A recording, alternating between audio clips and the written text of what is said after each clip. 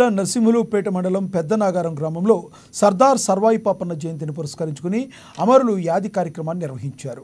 అనంతరం గ్రామంలో bike rally నిర్వహించి కల్లుగీత కార్మికుల సంఘం జెండాను ఆవిష్కరించారు. గౌడ సంఘం ఆధ్వర్యంలో ఏర్పాటు చేసిన కార్యక్రమానికి ముఖ్య అతిథిగా రాష్ట్ర కార్యదర్శి బెల్లంకొండ వెంకటేశ్వర్లు హాజరయ్యారు.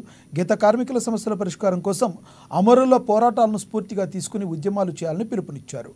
ప్రభుత్వం చిత్తశుద్ధితో గీత కార్మికుల సమస్యలను పరిష్కరించాలని వారు డిమాండ్ చేశారు. ఏకరువు పెట్టి ఈ డిమాండ్లను పరిష్కరించండి.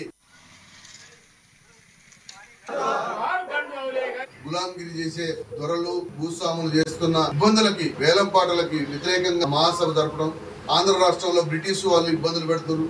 దాని మీద బెల్లం తయారీ కానివ్వండి, నీరా అక్కడ టంగుటూరు ప్రకాశం పంతులు ముఖ్యమంత్రిగా ఉన్నప్పుడు ఆంధ్ర రాష్ట్రం బ్రిటిష్ పరిపాలన ఉంది. అదే విధంగా మన తెలంగాణ ప్రాంతం నైజాం పరిపాలన ఉన్నది. ఈ అన్నిటికీ వెట్టి చాకిరికి వ్యతిరేకంగా గీత కార్మికులకి ఎక్కేవానికే చెట్టు ఉండాలి, గీత కార్మికులకు పూర్తిగా చెట్టు మీద హక్కు ఉండాలని చెప్పి కల్లుగీత కార్మిక సంఘం స్థాపించబడింది.